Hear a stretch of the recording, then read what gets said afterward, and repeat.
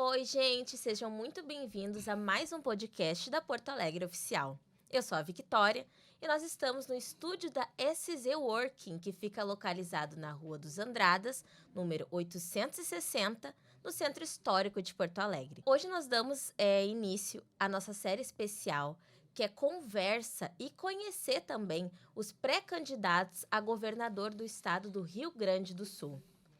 Hoje nós damos início a essa conversa, esse bate-papo, com Edgar Preto, que é atual presidente da CONAB, Companhia Nacional de Abastecimento. Ele é também articulador nacional do movimento He4She e filiado ao Partido dos Trabalhadores. Hoje nós vamos conhecer sua trajetória, sua visão para o futuro, né, aqui do estado, e também vamos conversar um pouquinho mais, né? Porque nosso intuito é conversar, conhecer não só, né, a sua trajetória política, mas também pessoal. Seja muito bem-vindo. Muito obrigado, Victoria. É um prazer estar contigo, estar com todos vocês. Muito obrigado pelo convite. É uma honra estar aqui no Porto Alegre Oficial para ter esse bate-papo com vocês, certamente com milhares de pessoas, povo gaúcho que está nos acompanhando neste momento. Eu gostaria de já começar assim para saber como que foi esse início dessa trajetória política, porque o senhor é filho do deputado Adão Preto, né? A política sempre esteve então no seu sangue. Victoria, eu costumo dizer que a gente faz política por causas, né? E esse é o exemplo também do Adão Preto, meu pai. Meu pai era um pequeno agricultor, pobre e sem dinheiro, que foi escolhido para ser candidato. Ele recebeu uma missão da sua categoria, que no caso, os homens e as mulheres do campo, para que em 1986, quando foi eleito os deputados e deputadas constituintes, naquele momento, movimentos sociais do campo especialmente, ligados à agricultura familiar, entidades, se mobilizaram e decidiram: nós vamos agora eleger alguém que vai não ser o nosso representante apenas, vai ser um dos nossos, que vai largar a enxada e vai pegar uma caneta para fazer as leis. No caso do Rio Grande do Sul, meu pai foi candidato a deputado estadual constituinte em 86, e naquele momento também os deputados federais constituintes foram eleitos. Então foi naquele momento, já foi, digamos assim, o último degrau da caminhada militante que o Adão Preto, meu pai, fazia. Ele já vinha numa organização do Sindicato dos Trabalhadores Rurais, lá da minha terra de Miraguaí, e de toda aquela região, ajudando a organizar o povo trabalhador do campo para lutar pelos seus direitos. E ele então foi escolhido para essa missão, para fazer as leis, defender na Constituição os interesses e os direitos do povo do campo. E em função disso que ele deixou a roça, largou a enxada e veio para a Assembleia Legislativa para pegar uma caneta e ajudar a fazer a nova Constituição. E foi nesse momento que eu também, com a minha mãe e parte dos meus irmãos, saímos da roça e viemos para a cidade grande, assim como a gente falava, né? Então eu acompanho meu pai não só como deputado, mas antes, na sua caminhada militante, eu já era um companheiro de caminhada do Adão Preto. Meu pai era um poeta, gaiteiro, cantador, fazia poemas, fazia trova de improviso.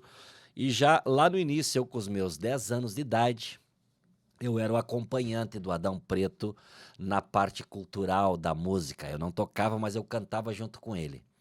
E ele sempre, nos seus poemas, nas suas músicas, ele cantava as coisas da sua classe, todas as dificuldades, todas as necessidades que a agricultura brasileira sentia e tinha naquele momento, ele traduzia em versos nos seus poemas. E nós tínhamos uma trova de improviso, mas no caso era ensaiado, como diz o livro do um improviso ensaiado. E eu decorei os meus versos e eu andava pelo Rio Grande afora junto com meu pai, cantando juntos. Primeira vez que eu vim em Porto Alegre, eu tinha 10 anos de idade, para participar de um comício pelas diretas já aqui, na rua onde é que nós estamos agora, na Rua dos Andradas, na esquina democrática, onde se reuniu naquela feita mais de 100 mil pessoas lutando pelas diretas.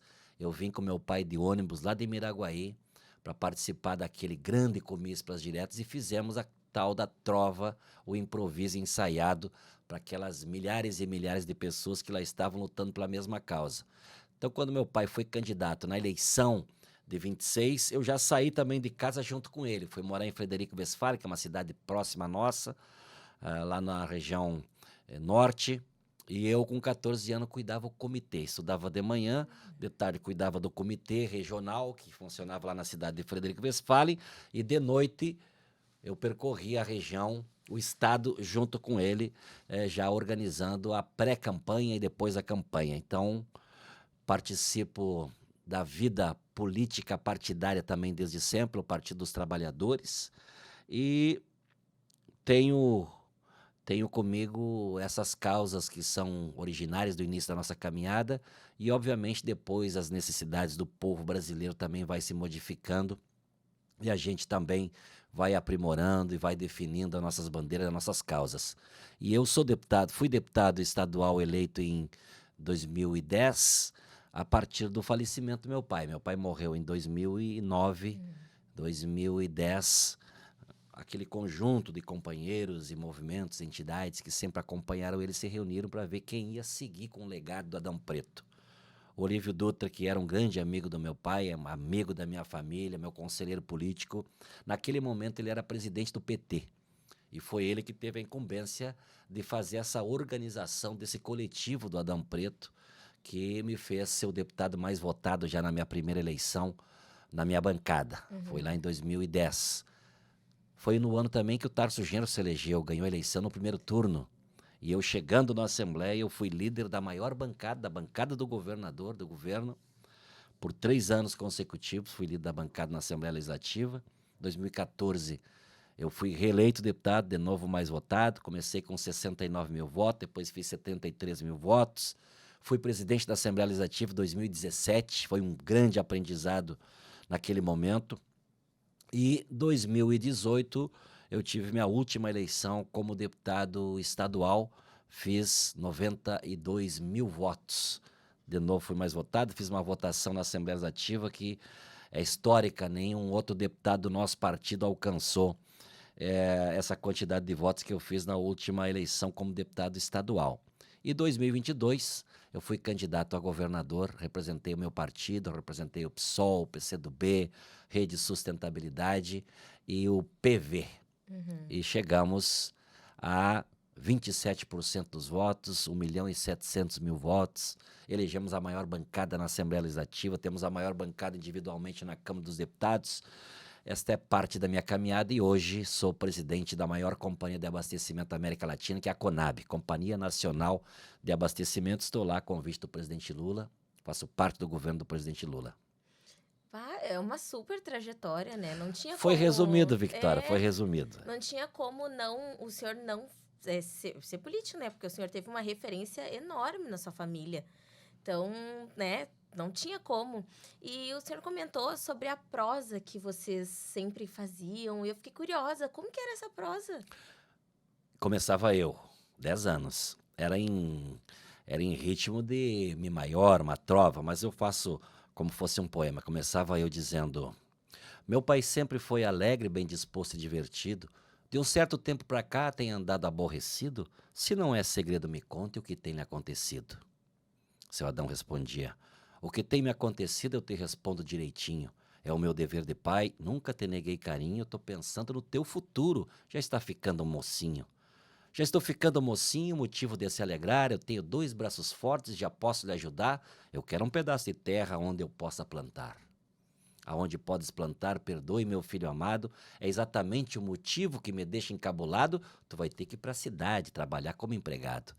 E assim íamos, essa é apenas a metade daquela trova que eu fazia junto com meu pai desde os 10 anos de idade e foi dos motivos que me trouxe a primeira vez aqui para Porto Alegre para fazer esses versos, que era uma forma também de conscientizar pais, mães, jovens que queriam ficar na terra, queriam continuar no interior, mas por falta de terra, por falta de incentivo de políticas públicas, acabavam tendo que sair de casa e ir para uma outra cidade ou até mesmo para outro estado buscar oportunidade. Então, esta era a forma da comunicação em forma de poesias e música que o Adão Preto, meu pai, fazia. Meu pai aprendeu a ler e a escrever com 17 anos.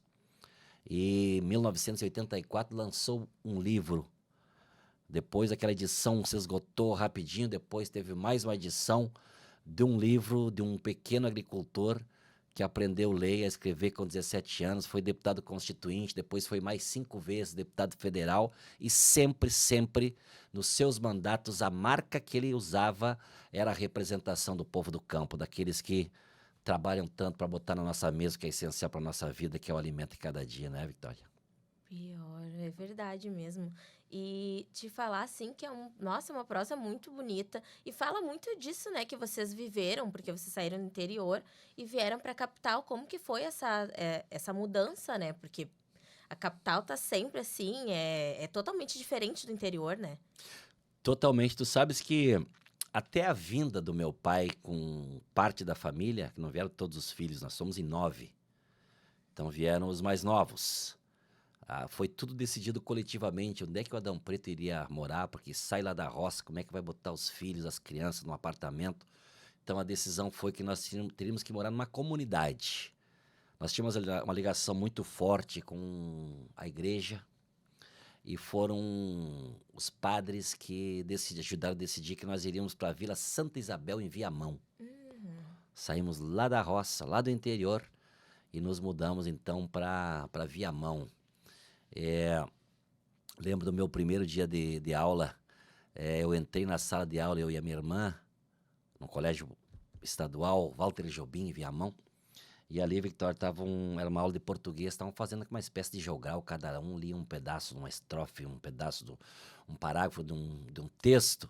Quando chegou minha vez de eu ler, eu comecei a falar daquele jeito, terra, guerra, e virou uma farra na minha sala de aula. O primeiro impacto que eu tive com a cidade grande foi o meu primeiro dia de aula. E fomos superando, e 2 anos depois, eu ajudei a fundar o Grêmio Estudantil na minha escola. Fui da primeira diretoria do Grêmio Estudantil da minha escola. Entrei na igreja, ajudei a criar o grupo de jovens. Minha mãe se envolveu na comunidade. Minha mãe era uma inconformada com a pobreza, com a miséria das pessoas, com a falta de alimentação. Minha mãe se organizou no clube de mães para ajudar aquelas mães da periferia. Minha mãe ensinava a fazer sabão caseiro, fazer comida mais nutritiva para as crianças. Sempre foi uma militante, mesmo não tendo nunca entrado formalmente na política, mas era uma grande lutadora também. Pois é, e isso o senhor também herdou dela, porque o senhor criou a Frente Parlamentar em Defesa da Alimentação Saudável. Então, continuou ainda com todos os ensinamentos que a sua mãe lhe deu, né? Exatamente. Foi com esse intuito garantir para as pessoas não só se alimentarem para encher a barriga, como te diz, mas ter alimentação de verdade, alimentação saudável, que também seja sinônimo de saúde. Se a pessoa se alimenta bem com todos os nutrientes necessários, ela tem também, Victória, a possibilidade de uma saúde melhor. E hoje, infelizmente, a alimentação para chegar na periferia, a alimentação de verdade, o feijão, o arroz, a comida verdadeira, ela tem mais dificuldade, porque as pessoas se movimentam muito, têm menos tempo, têm menos recurso. Para cozinhar precisa do gás, tem que ir no mercado, tem que comprar. Tu vai em qualquer armazém da esquina, tu compra uma comida sem os nutrientes necessários, é mais barata e a barriga enche igual. Então, a luta nossa da Frente Parlamentar pela alimentação saudável é garantir, independente da condição financeira, daquele cidadão ou cidadã, daquela criança, ele precisa se alimentar com os nutrientes necessários. E para isso, Victória, é muito importante a gente ter uma organização com políticas públicas sobre a forma de produção.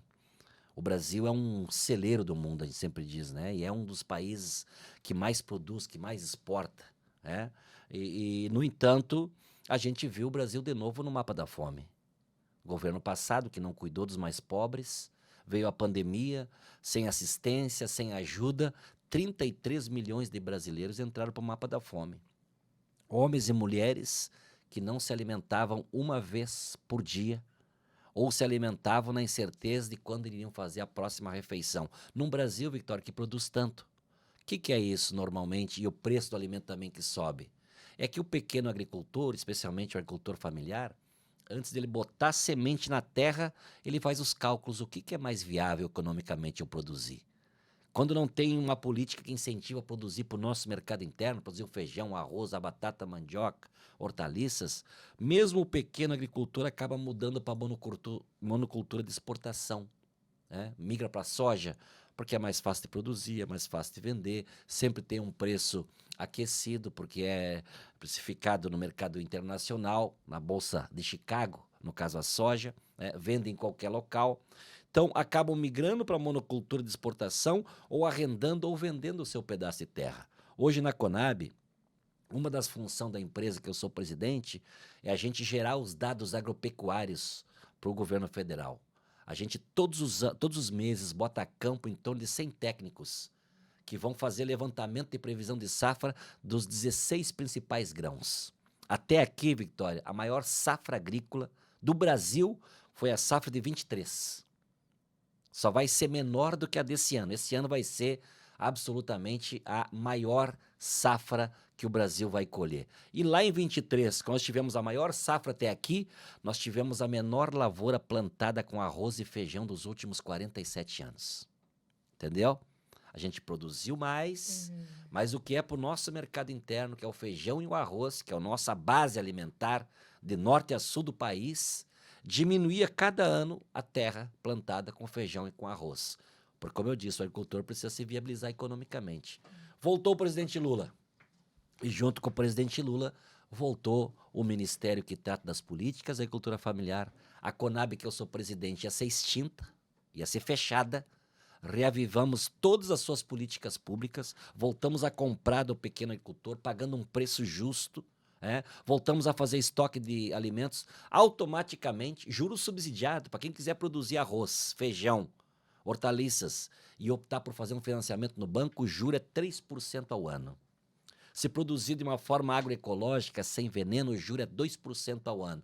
De uma hora para outra aumentou a lavoura de arroz, de feijão. Hoje estamos colhendo muito mais para o nosso mercado interno e, consequentemente, mais oferta de alimentos é um preço mais barato para o consumidor. O arroz, que ano passado chegou a R$ 35,00 o pacote 5 quilos, eu já comprei por R$ 14,50. Uma promoção, obviamente. Mas fica em torno disso, em torno de R$ 20,00, de 22, de 25. Diminuiu por quê? Produzimos mais alimento para o nosso mercado interno e, consequentemente, é um preço mais justo para quem consome e o governo tem que apoiar com a mão amiga aqueles homens e as mulheres do campo para ter renda para continuar produzindo mais. E ontem, inclusive, o senhor postou no Instagram, né, falando sobre a sua vontade, né, e agora vai, né, fazer, tentar reduzir e erradicar a insegurança alimentar. E o senhor comentou também ali no Instagram que o governo Bolsonaro, ele não se importou muito com a fome no Brasil. E agora o governo Lula tem se importado, inclusive acabou, né? Saiu do mapa da fome. Então, o que o senhor acredita que o governo Lula está fazendo de bom para o Brasil? O que o senhor acha também que o governo Bolsonaro errou quando estava no poder? Victoria, a questão da saída do Brasil do mapa da fome, ela é uma notícia extraordinária. Como eu te falei, um país que produz tanto, conviver com a dor da fome é inconcebível. No entanto, o Brasil já tinha alcançado esse feito lá em 2014. Era o segundo governo do presidente Lula, entrou o governo da presidenta Dilma, todas as políticas constituídas, toda a mobilização da sociedade também, fez com que o Brasil, em 2014, tivesse livre da fome, anunciado pela ONU. Em tão pouco tempo, de 2019 a 2020, a fome voltou para os 33 milhões de brasileiros que eu te falei. Quando o presidente Lula se elege para o terceiro mandato, ele de novo tirou essa como uma das suas prioridades. Vamos erradicar a fome outra vez. Não é possível que o Brasil, dessa dimensão, com tudo que produz, ele vai continuar convivendo com a dor da fome. E, modéstia à parte, eu também participei ativamente, continuo participando, quando o presidente me convidou para eu ser presidente da Conab, ele me deu duas incumbências. Primeiro, tornar a Conab forte outra vez. Eu te falei que estava indo para extinção, ia ser fechada se o Bolsonaro não tivesse perdido a eleição, a Conab seria extinta. E segundo, fazer toda essa mobilização de voltar às políticas públicas para valorizar quem produz comida para o nosso mercado interno, para ajudar a gente o Brasil sair do mapa da fome. A nossa meta do governo do presidente Lula era, em final de 26, conseguir novamente esse feito do Brasil livre da fome. E tanta sinergia, tantas ações, e claro, a sociedade também mobilizada, as estruturas que nós recriamos, todo o aprendizado que nós tivemos lá atrás, desde o programa Fome Zero, fez com que a gente alcançasse essa meta ainda mais rápido. A Conab compra produtos da agricultura familiar, que é o PA, Programa de Aquisição de Alimentos, que está descrito no anúncio que a ONU fez. Um dos principais instrumentos do governo federal para a erradicação da fome foi esse programa que nós da Conab operacionalizamos. A gente compra comida e simultaneamente distribui sem custo para a população mais carente. Essa foi uma grande ação. Nós constituímos uma rede de fornecedores que chega hoje a 5.700 cooperativas que mobilizam e organizam 133 mil famílias de agricultores que produzem para a Conab comprar. E essas compras abastecendo creches, hospitais, abrigos, asilos, ou mesmo em cestas de alimentos para as pessoas mais carentes. De 2023 a 2024, nós já chegamos perto de 1 milhão de cestas de alimentos que a Conab comprou e distribuiu. Aonde tiver pessoas que precisam de alimentação, é a Conab que faz essa compra, essa distribuição. Aqui mesmo, no Rio Grande do Sul, na enchente do ano passado, a Conab foi um dos primeiros órgãos públicos que chegou para garantir a alimentação. Tu deves lembrar, Victória, que ficaram 400 mil pessoas fora das suas casas, parte delas foram para os abrigos, e eu recebi do governo federal a incumbência de cuidar da alimentação. E nós garantimos alimentação para todos os abrigos, todas as cozinhas solidárias que foram montadas pela sociedade civil, nós garantimos alimentação. Assim é com os indígenas Yanomami que o presidente Lula teve lá em 2023 e mostrou para o mundo aquela tragédia humanitária, crianças do nosso Brasil, indígenas, lá no meio da floresta, morrendo porque não tinham alimentação. E foi a Conab, é nós que estamos garantindo a alimentação lá. Já chegamos a 160 mil cestas de alimentos somente lá para os indígenas do território Yanomami. E assim a gente vamos dando a nossa contribuição para um Brasil fora do mapa da fome outra vez. Sim, inclusive o senhor comentou, né, sobre a enchente, e na época eu trabalhei, sim, fui voluntária de abrigos, e eu lembro que a alimentação saudável era uma coisa muito presente lá no abrigo. Não era alimento, assim, só para encher a barriga, era alimento mesmo, assim, arroz, feijão, salada, enfim, coisas para realmente nutrir. Isso eu lembro bastante, porque eu ficava o dia inteiro lá, né? Às vezes uma tarde, eu ficava manhã, quando eu podia, né? E era uma das coisas que me chamava atenção. Isso é bem legal, assim, porque tem coisas que a gente acaba não prestando atenção, mas isso era uma coisa que me chamou, assim. Parabéns, Victória, Lembrei, parabéns. assim. Foi uma grande ação coletiva, né? Foi. O governo federal fez a sua parte, garantiu a estrutura, garantiu o abrigamento também. O Exército, a Marinha, a Aeronáutica, nós cuidando da alimentação. Mas houve uma mobilização extraordinária do Brasil e do mundo, né? Que se voltaram para cá de uma forma muito solidária e nós passamos por aquele momento tão difícil, né? Sim. Um outro projeto também que o senhor está coordenando é o He4She, que é organizado pela ONU. E eu gostaria de saber o que levou o senhor a coordenar esse projeto, porque, assim, o senhor é homem e normalmente a gente não vê muito homens coordenando projetos que são bons, positivos para as mulheres, né? Então, é um diferencial. Victória, é exatamente isso, é um diferencial. Porque se há violência contra as mulheres, quem comete é os homens. E normalmente, por isso que não é comum a gente ver homens envolvidos nessa causa, normalmente os homens escolhem o caminho mais cômodo. Não participa, não opina e não muda. E a sociedade segue sendo injusta para as mulheres.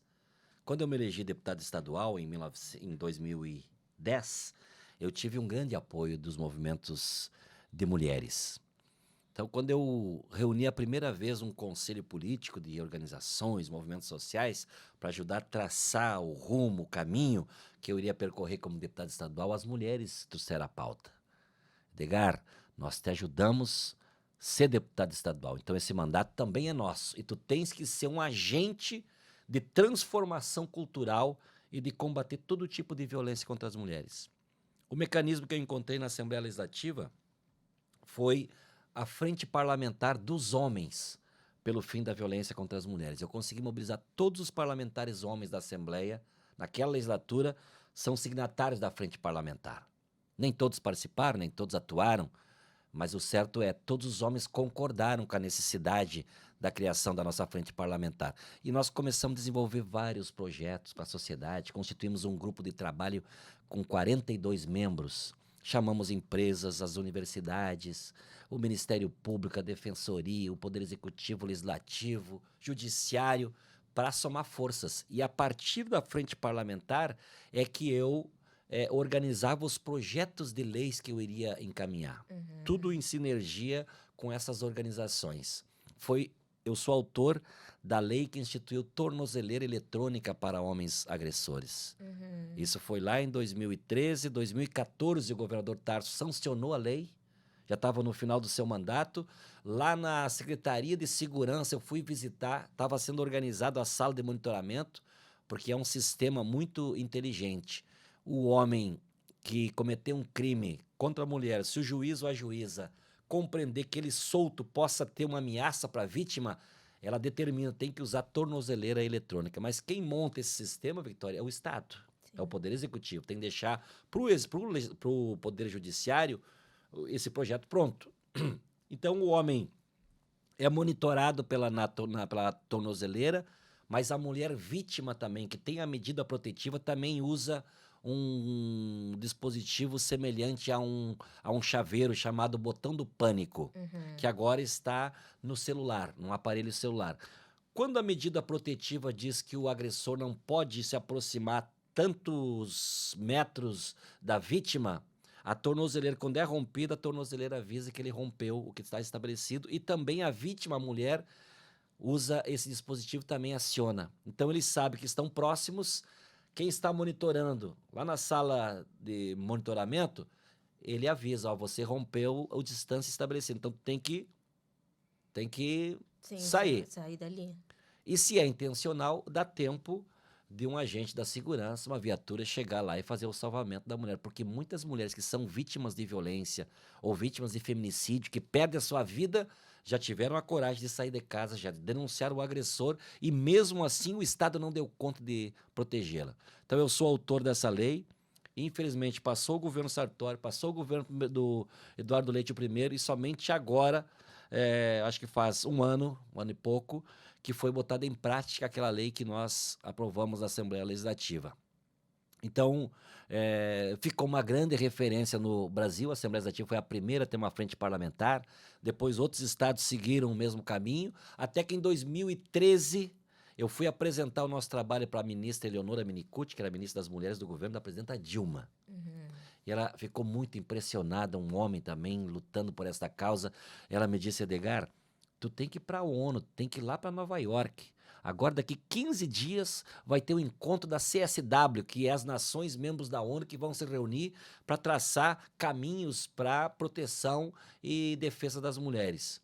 E eu vou te convidar, tu vai fazer parte da missão brasileira que vai para a ONU, lá em Nova York.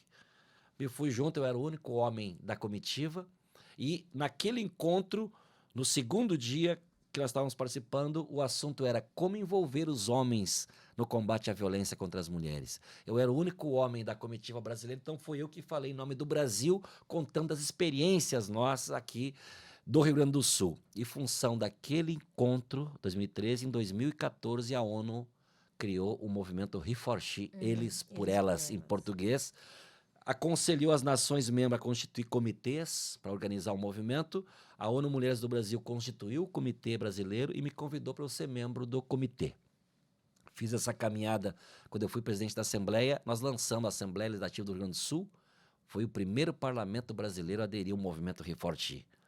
Depois veio o governo do Bolsonaro, enfraqueceu também as relações com a ONU, He4She ficou meio parado, nós conseguimos tocando pelo nosso Comitê Gaúcho, mas sem muita relação com o movimento nacional. Agora, esse ano, eu recebi um convite da ONU Mulheres do Brasil para eu ser o articulador nacional da Aliança He4She. Então, nesse momento, eu estou nessa condição como o articulador nacional do movimento da ONU Eles por Elas. É um grande feito, né? É um grande feito. É, porque na pandemia também teve uma campanha que foi a Máscara Roxa, que ainda existem muitas mulheres que não que têm medo, né, de denunciar o agressor e preferem fazer de forma mais discreta, porque nunca se sabe também o que a pessoa pode fazer. E essa campanha possibilitou muito a segurança pública aqui do estado, disse que várias mulheres, afirmou que várias mulheres conseguiram sair dessa realidade violenta justamente por causa dessa campanha, que era uma coisa mais discreta, não precisava, né, falar abertamente, então ajudou bastante, né? Perfeito, Victoria. Que bom que você é uma jornalista bem informada. Sim, precisamos. Foi também, Victoria, uma decisão daquele coletivo do movimento Reforti. Eu era deputado. Na pandemia, a violência contra as mulheres aumentou muito, porque aumentou também o período juntos, os homens e as mulheres, né? Ficaram mais em casa e o número de violência, de feminicídio aumentou. Convocamos aquele grupo que eu te falei agora. O que nós vamos fazer? E aí tivemos a ideia, então, de criar a campanha da Máscara Roxa, que era uma senha, na verdade, né? Nós chamamos as redes de farmácia, conseguimos organizar 6 redes de farmácia, deram 1.500 farmácias que entraram na rede, nós denominamos Farmácia Amiga das Mulheres, botava um adesivo na parede, aqui é uma farmácia amiga das mulheres. Nós fizemos um treinamento online para todos os atendentes dessas farmácias, sobre como que ela iria recepcionar uma mulher vítima. A mulher entrava na farmácia, pedia máscara roxa. O atendente já tinha tido um treinamento e sabia ela está precisando de ajuda. E para manter a descrição que você falou, ela fazia 3 perguntas. Primeiro, teu nome, teu telefone e o teu endereço. E discretamente dizia, quando o produto chegar, a máscara roxa, nós vamos te comunicar. Mas, na verdade, esses eram os dados que nós precisávamos para acionar a rede. Sim. A Polícia Civil disponibilizou um WhatsApp, um número específico para a campanha, e lá de qualquer lugar do estado, lá da minha cidade, em Miraguaí, quando chegasse uma mulher pedindo ajuda, que ela pedia, quero uma máscara roxa. Nós fizemos campanha no rádio, na televisão, tudo isso foi uma sinergia de pessoas, empresas querendo ajudar. Peça máscara roxa, o atendente já sabe, ela está precisando de ajuda. Pegava esses dados e mandava um WhatsApp para a Polícia Civil, botava lá, máscara roxa, nome, telefone, endereço. E aí a Polícia Civil ficava encarregado de acionar a Brigada Militar, se fosse o caso. Acionava a Brigada Militar, uma mulher está assim, na farmácia tal, pedindo máscara roxa, o telefone dela é esse, o endereço é esse. A Brigada Militar já corria lá, muitas prisões em flagrantes houveram, muitas mulheres foram salvas em função desta ação casada ao poder público com a sociedade civil, no caso, os setores particulares que foram as farmácias. Foi uma grande ação, foi extraordinária a campanha da Máscara Roxa. Pois é, porque o que mais tem, acho que aqui no estado, é farmácia, né? Então é uma coisa interessante, porque se fosse um mercado ou algo do tipo, talvez não fosse tão eficaz. Mas uma farmácia que tem muito aqui, farmácia que a gente sempre precisa, né? Que a gente tem necessidades. Então, foi super. Nós imaginamos exatamente isso, porque a mulher, mesmo estando na presença do agressor, ela tem muito mais motivo para dizer eu preciso ir na farmácia do que eu preciso ir num posto de combustível. Sim, o que ela vai falar, né? Então, tudo isso foi muito bem pensado e graças a Deus e a consciência também das nossas redes de farmácia do Rio Grande do Sul, fizemos essa mobilização que foi extraordinária. E, assim, de todos os projetos que o senhor liderou, qual que foi o que mais lhe impactou? Esse foi um. Mas quando eu fui presidente da Assembleia também, Victoria, presidente da Assembleia Legislativa, eu fui deputado de uma bancada minoritária naquela época, né? Já tinha acontecido o golpe contra a presidenta Dilma, nós tínhamos perdido a eleição aqui no Rio Grande do Sul, e eu fui presidente do Poder Legislativo do Rio Grande do Sul, um dos poucos espaços que o nosso partido tinha. Então, obviamente que eu precisava dialogar, convencer, trazer argumentos. E nós, então, definimos a minha estada na presidência da Assembleia Legislativa vai ser marcado por causas. Não vai ser um projeto individual nem do Edgar Preto, nem da bancada do PT, vai ser do parlamento. O que é a causa que possa unir o parlamento? E eu lembro que, na época, o debate que estava acontecendo era a compensação da Lei Candir. Eu vou explicar para quem não é familiarizado com esse tema. Lá no governo do Fernando Henrique Cardoso, Victória, as exportações brasileiras que a gente vende para outros países tinha caído muito, porque houve uma equiparação do real com o dólar. Naquele momento, 1996, um dólar valia um real. Então, você vender para fora, para o exportador, não tinha lucro, não era vantagem economicamente. Então, o Fernando Henrique Cardoso definiu, nós vamos agora ter uma legislação que vai desonerar de tributos, de impostos, produtos que a gente vende para fora. Que for para fora um produto sem industrializar, não será cobrado impostos. Ou seja, os estados exportadores perderam muito dinheiro. Sair daqui produtos que vai para fora, não deixa imposto. Naquela mesma lei, o Executivo, o governo federal do Fernando Henrique Cardoso, estabeleceu, serão compensados estados que deixarem de arrecadar em função da Lei Candir. Mas não disse nem quando e nem como. O Tarso Genro foi governador e achou muito injusto não ter sido compensado no Rio Grande do Sul ainda, depois de tanto tempo.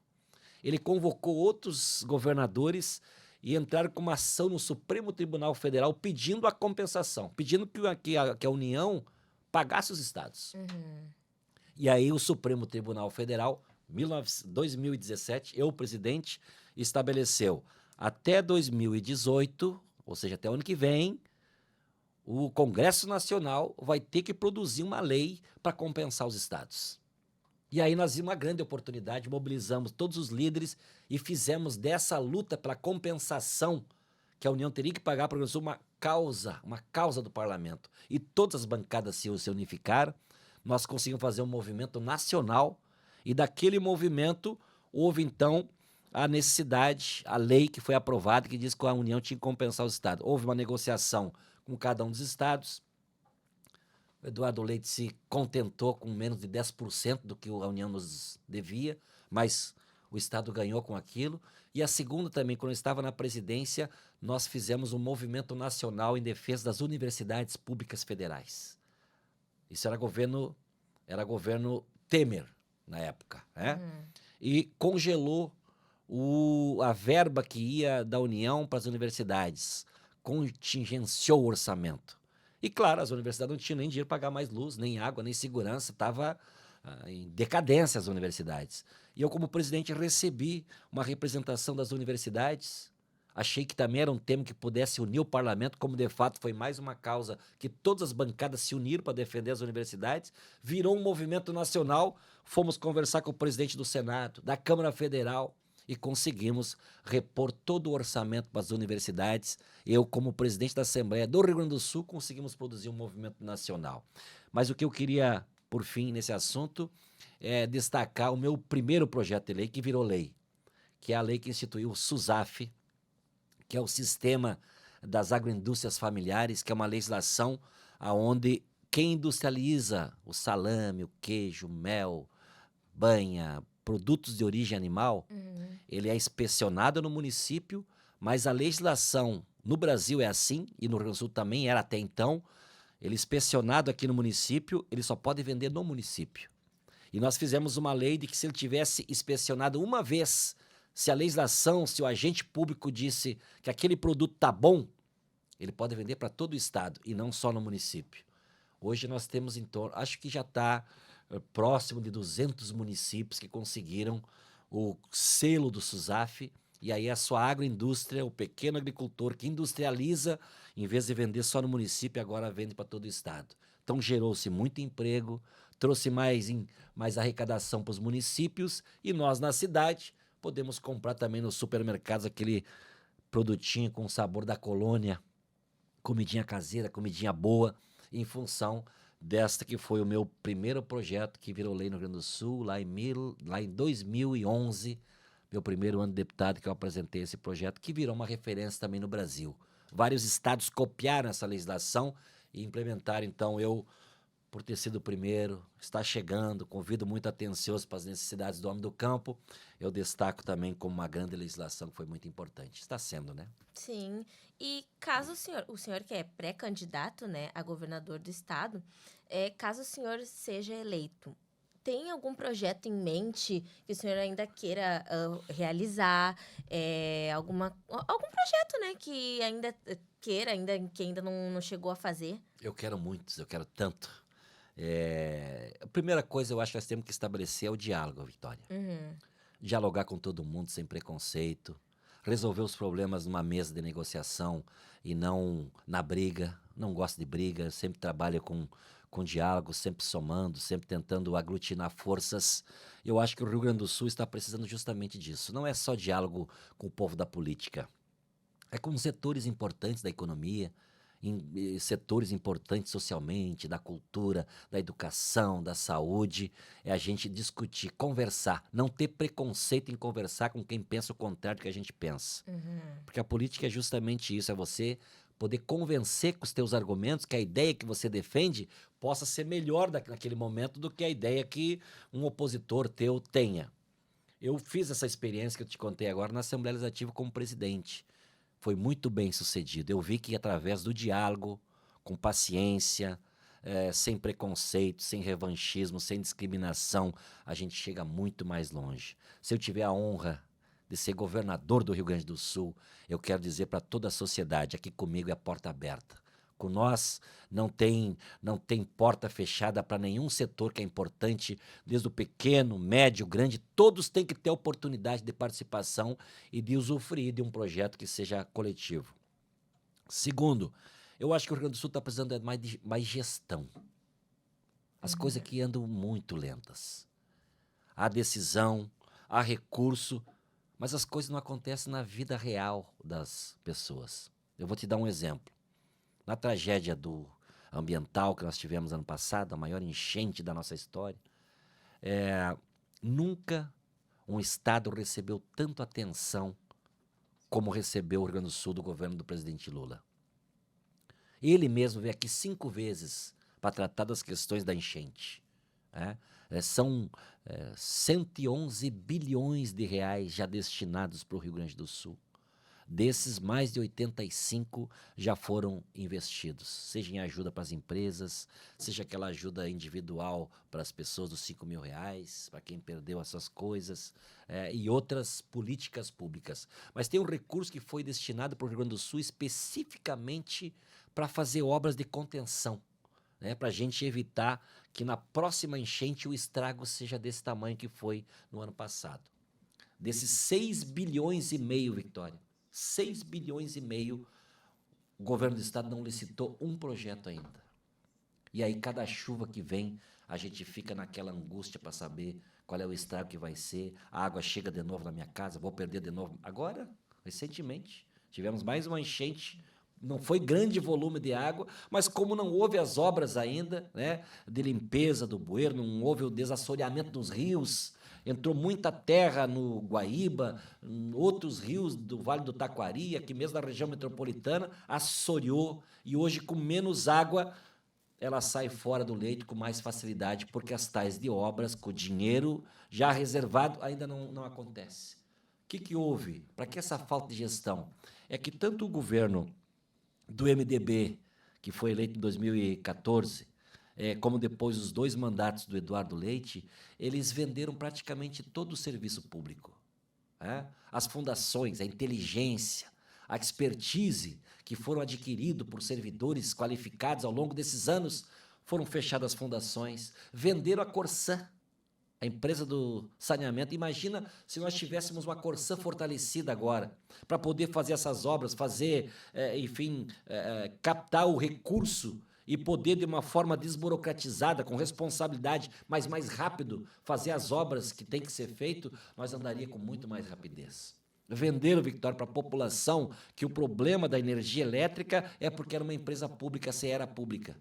Entregaram de bandeja, quase de presente para a iniciativa privada, e hoje a gente vê o quê? A cada vento que dá, Porto Alegre, a região metropolitana fica no escuro, as comunidades ficam às escuras. Uma semana, 10 dias, teve regiões que ficou 10 dias, 15 dias, sem a concessionária prestar o serviço que está estabelecido naquele contrato. Eu fico me perguntando, que negócio foi esse? Que tipo de contrato foi feito? Que responsabilidade foi dada para essas empresas? que não presta o mínimo. O que eu acho, então, Victória? Eu não sou contra, pelo contrário, eu sou favorável à participação da iniciativa privada junto com o poder público. A parceria público e privada, bem feito, dialogado, discutindo, dando responsabilidade para ambas as partes, funciona. Mas aí foi feito um negócio que fica bom para um lado só, né? Entregaram empresas que foram criadas a muito sacrifício. A CE é de 1963. Leonel de Moura Brizola, governador, fundou a CE. E de uma hora para outra, um governo de plantão, sem consultar a população, sem perguntar se os gaúchos, que são, em resumo, dono daquele patrimônio, se queriam vender, se desfazer ou não. E vendem pelo bel prazer de vender, para se vangloriar que é moderno, que vendeu as coisas que são públicas. O que aconteceu? Nessas áreas essenciais, o nosso Estado está contando hoje exclusivamente, quase que exclusivamente, com a iniciativa privada, que, na minha opinião, tem que ser complementar às políticas públicas.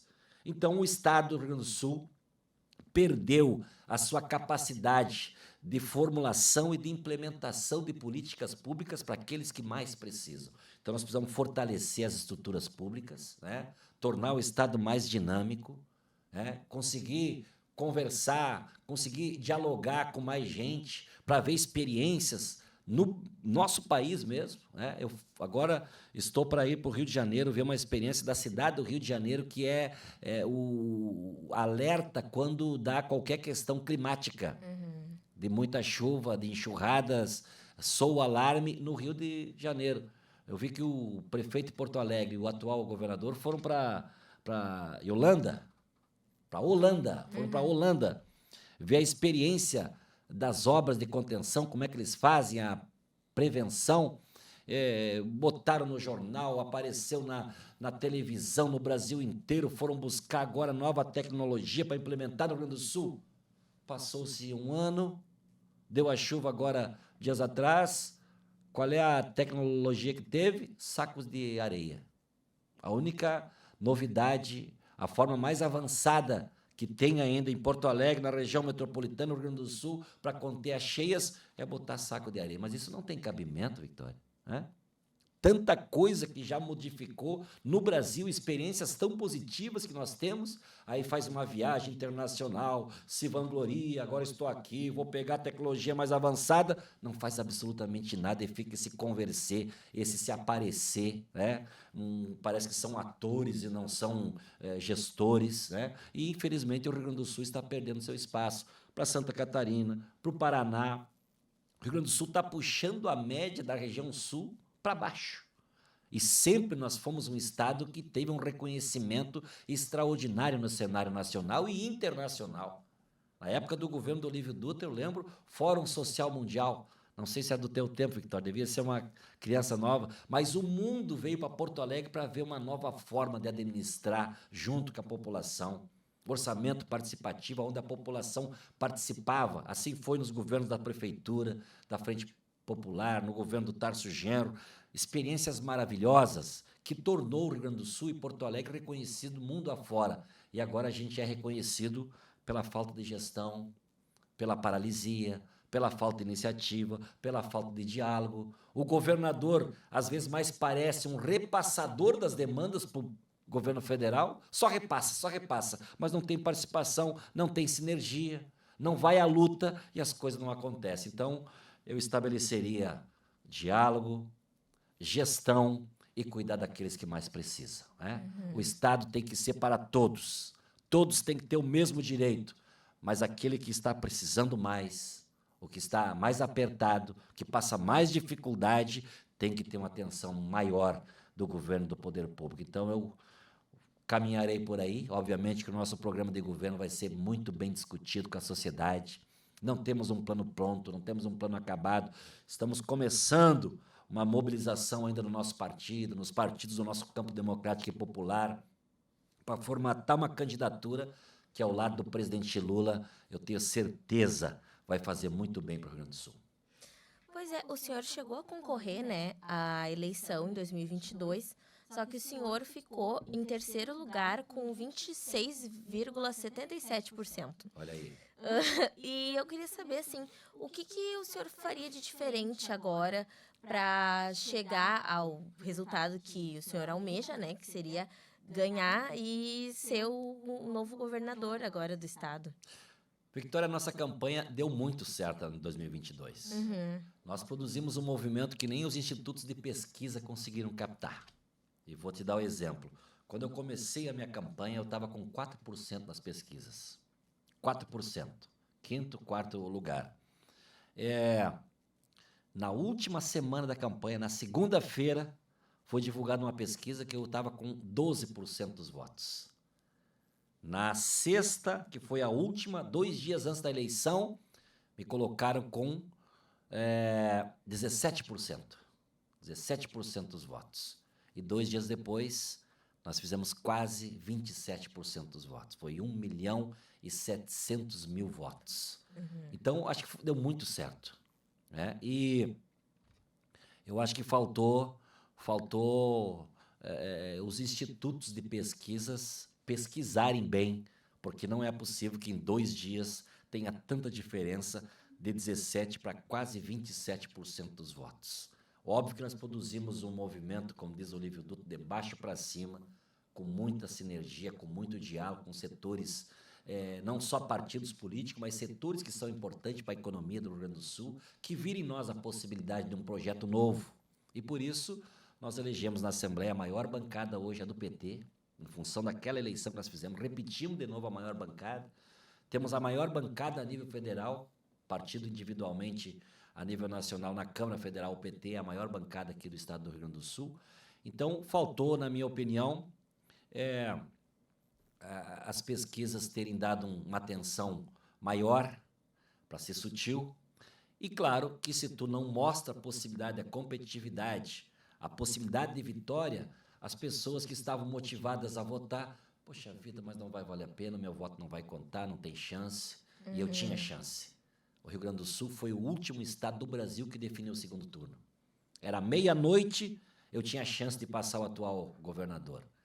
Eu fiz quase a mesma quantia de votos, né? Faltou 0,3% por aí de votos que eu fiquei atrás para ter ido para o segundo turno e, na minha opinião, teria vencido as eleições. Então, agora temos mais experiente, estamos mais conhecidos, estou lá junto com o presidente Lula. Se eu tiver a honra dessa pré-candidatura, dessa candidatura, eu tenho certeza que vai dar bom, vai dar bom. Ele ficou com... O Eduardo Leite ficou com 26,81, então foi ali, eu lembro, foi bem acirrado. E o senhor acredita que ser do PT, ser filiado ao PT, seja um facilitador agora nessa eleição? Porque o governo federal do Lula é do PT, né? O presidente Lula está melhorando o nosso Brasil cada vez mais. Tu deves ter acompanhado, Victória, levantamento das últimas pesquisas, agora da semana passada. Segundo dados daquelas pesquisas feitas por vários institutos, é que o presidente Lula é imbatível com qualquer um dos possíveis adversários. Ainda com chance de vencer as eleições no primeiro turno. Quando eu fui candidato, quando meu nome foi colocado no PT como pré-candidato, o presidente Lula ainda estava inelegível naqueles processos que ele tinha, que depois todos foram, colocado, que foram processos que não vingaram porque não tinha fundamento jurídico ou juiz parcial, no caso Sérgio Moro, naquela atuada da condenação do presidente Lula. Quando o Lula, então, se torna candidato, eu era candidato e o Eduardo Leite era candidato. Eu tive conhecimento de pesquisa que 40% dos eleitores de Lula votavam no Eduardo Leite porque não achavam que era ele o candidato do Lula. Sabe que aprendi isso também agora como candidato a governador. Em torno de 40% do eleitor brasileiro, ele não tem partido político. Ele não vive a política. Não é filiado, não discute política e vota, no final das contas, ele decide quem vai votar para aquele momento. Mas essa massa define uma eleição, 40%, 35%, 30%, que seja, né? E não conheciam o Edgar Preto, não identificavam a mim como o candidato do presidente Lula. Eu acho que agora a gente já sai do início, muito marcado como a candidatura do projeto do presidente Lula.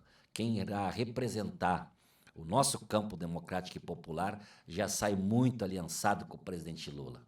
E o presidente Lula vencerá as eleições o ano que vem, será nosso candidato, vai para o 4º mandato. Estou lá ao lado dele, sei da necessidade que o Brasil tem que esse projeto continue, especialmente para cuidar da população, políticas públicas que foram findadas no governo passado, que foram retomadas agora, que está fazendo muito bem. E os sinais estão aí, o Brasil está vendo pleno emprego. Nunca tivemos uma taxa de desemprego como essa. 5,8% apenas da população desempregada é pleno emprego.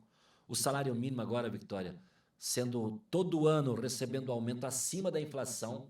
A renda per capita dos cidadãos do nosso Brasil é recorde. E fome zero. Porque esse ciclo virtuoso da economia brasileira, o presidente Lula, com muita capacidade, mostra na prática. Que é o quê? Se o trabalhador receber um salário melhor, ele vai comprar mais. Um trabalhador do salário mínimo, 2 salários, 3 salários, 5 salários, ele, se tiver melhor, ele não vai fazer uma viagem para Nova York. Ele não vai passear na Europa, mesmo querendo, não tem essa pretensão. Ele vai aonde? Ele vai no supermercado. Ele enche o carrinho de compra. Ele vai na loja comprar roupa para os seus filhos. Ele vai comprar material escolar, ele vai sair para jantar, vai fazer um churrasco, vai tomar uma cervejinha, como diz o presidente Lula. A vida dele melhora. E se o trabalhador compra mais, o empresário vende mais. E se o empresário vende mais, a indústria fabrica mais. E essa roda virtuosa da economia que está acontecendo outra vez. Inflação controlada, preço dos alimentos baixando, diminuindo, vai baixar ainda mais. Eu estou lá na Conab, agora voltamos a fazer estoque de alimentos. Os estoques estavam zerados. Me permite fazer um parênteses. O que é os estoques públicos? É a gente comprar do agricultor quando o preço do produto dele está baixo. Se o mercado está pagando pouco pelo feijão, pelo arroz, pelo trigo, pelo milho, a gente pode comprar, estoca. Quando o preço sobe no supermercado, o governo federal bota esse produto lá naquela região e faz baixar o preço, equilibra os preços. Não tinha mais, agora temos. Então, o produto que nós estamos conseguindo já fazer estoque está caindo o preço. E vai cair muito mais, porque nós estamos produzindo mais. Só para fazer essa contextualização. Então, o governo do presidente Lula está fazendo bem para o nosso país, vai ajudar significativamente os estados onde tiver projetos em parcerado com ele a nível estadual. Mesmo com esse cenário político que a gente está vivendo agora, que está acontecendo uma briga de partidos, que a esquerda e a direita estão brigando muito, e principalmente agora com a prisão do ex-presidente Jair Bolsonaro, a direita afirma que é uma perseguição política. E o senhor acredita nisso? Acredita que não vai fazer muita diferença no final das contas? E o presidente Lula vai se reeleger no final das contas? O Bolsonaro agora está inelegível, né? Sim, até 2030. Até 2030. Ele está sendo processado por crimes que cometeu contra o nosso país. Entre eles, tramar um golpe de Estado. Não aceitou o resultado das urnas, o presidente Lula perdeu, antes de ser presidente, perdeu 3 eleições. Perdia e se preparava para a próxima. E o Bolsonaro era presidente, perdeu as eleições e não se conformou. Passou a fazer o quê? Questionar o resultado das urnas. Não vamos entregar o poder, vamos tramar um golpe. Vamos fazer um golpe de Estado e vamos ficar no poder. Isso é crime. E naquela trama, naquele plano do golpe, que foi imprimido, tirado cópias lá do Palácio do Planalto, continha que seria assassinado o presidente da República, o vice-presidente e um juiz do Supremo Tribunal Federal, o Alexandre, também seria executado. Fazia essa parte de um plano golpista que foi tramado, organizado no Palácio do Planalto, quando ainda era presidente Jair Bolsonaro e já tinha perdido as eleições. É sobre esse processo que ele está respondendo. E precisa responder. Então, está tendo um processo onde está tendo todo o direito de defesa por juízes que são imparcial, não é parcial como era Sérgio Moro, que condenou o presidente Lula e depois tudo teve que ser revisto porque fez atalho nesses processos, na sanha de condenação do presidente Lula. Lula ficou 580 dias preso, não pediu para botar tornozeleira, não pediu asilo para nenhum outro país, podendo fazer isso, porque ele disse, eu sou inocente e eu vou provar a minha inocência. E nós ficamos ao lado do presidente Lula, não desistimos dele, ele não desistiu do nosso país. Depois de todos esses dias presos, o presidente Lula, de novo, teve recuperado todos os seus direitos políticos, concorreu, virou presidente e, de novo, está fazendo um mandato extraordinário. Então, não é um processo que o Lula está movendo contra Bolsonaro. Não é um processo do Poder Executivo contra o ex-presidente da República, não. É uma denúncia feita pelo Ministério Público Federal para a Suprema Corte do nosso país e lá que está sendo analisado com direito à ampla defesa. Agora foi preso em domicílio porque desrespeitou uma norma jurídica que foi imposta a ele quando foi colocada a tornozeleira eletrônica. Não sei se premeditar ou não, o certo é que ele desrespeitou as normas e por isso foi decretada a sua prisão domiciliar. Então não tem nenhuma injustiça, ele está respondendo um processo contra ele por crimes que ele possa ter cometido contra o nosso país. Bom, nós vamos já nos encaminhando para o final dessa conversa, né? A gente já está batendo nosso horário, o horário Passou do tão senhor, rápido, né? né, Vitória? Passou tão rápido, foi uma conversa super leve. Mas, assim, para encerrar, eu gostaria de saber qual que é a sua visão para o futuro agora como pré-candidato a governador do estado e também nesse cenário atual da política brasileira, né? Que é um cenário delicado, né? Podemos dizer assim. Victória, nós estamos no Partido dos Trabalhadores agora fazendo a troca das direções. Nós convocamos todos os militantes do PT para poder votar, escolher qual é que vai ser o seu presidente, ou presidenta municipal, estadual e nacional. Nós tivemos um processo que 500 mil de filiados do PT, 500 mil pessoas do PT foram lá e escolheram pelo voto, democraticamente. Exercemos a nossa democracia interna na plenitude. Não dá para você cobrar a democracia de alguém se você não pratica na sua casa. Então, nós do PT fizemos esse processo do PED.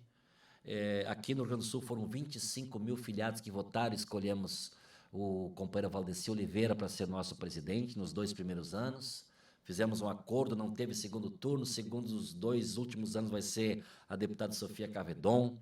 Estamos compondo agora a nossa executiva e a posse do Valdeci, nosso presidente, vai ser agora no final de agosto, dia 30 de agosto. E ali nós vamos estabelecer o processo de diálogo com a nossa base partidária.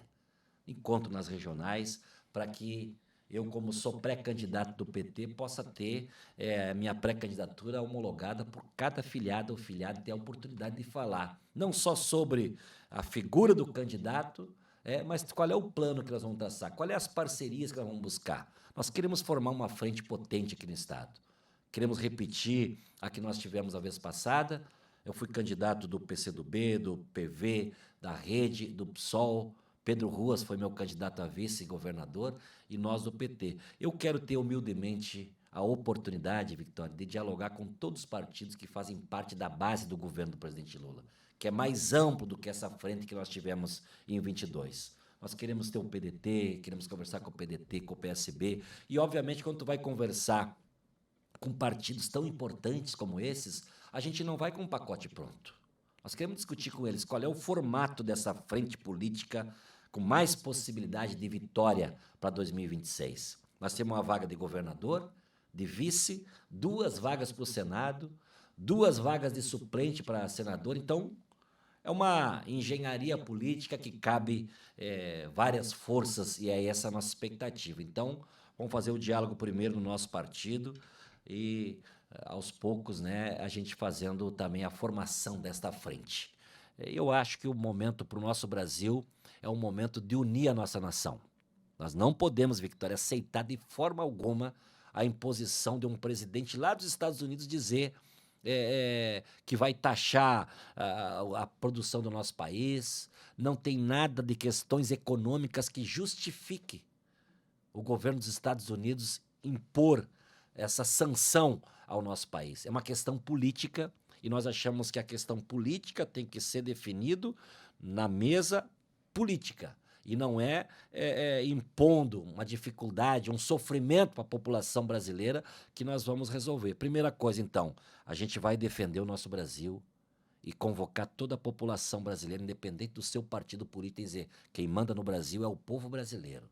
Não é um norte-americano que vai ditar o que tem que ser feito aqui. Nós queremos respeito. A nossa soberania é inegociável.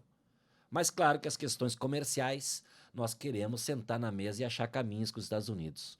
Afinal de contas, são 201 anos que nós temos de relação comercial muito consolidada com os Estados Unidos. Eles vendem mais do que compram nosso. Então não tem justificativa econômica essa imposição dos Estados Unidos.